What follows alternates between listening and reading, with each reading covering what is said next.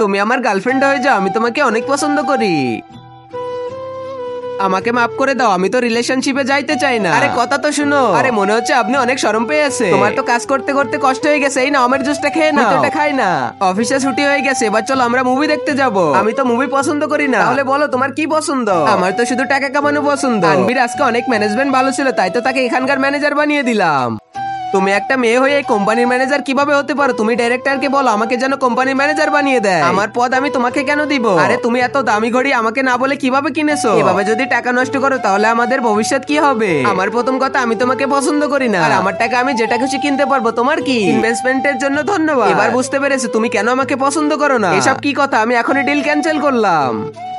আনবি তো ওই ক্লায়েন্টের ঘাড়ের উপরে হাত রেখেছিল। আরে কেমন কথা বলতেছো? তোমার জন্য এত বড় প্রজেক্টে হাতছাড়া হয়ে গেল। কোম্পানি তো তুমি একটা অনেক বড় লস করিয়ে দিলে। আমি ম্যানেজার তোমার কোম্পানি থেকে বের করে দিলাম। তারপরে যা হলো। আর আগে মহান আল্লাহকে তুমি ভালোবাসলে লাইক এন্ড সাবস্ক্রাইব করে দাও। আর পার্ট 2 দেখতে চাইলে অবশ্যই কমেন্টে পার্ট 2 লিখো।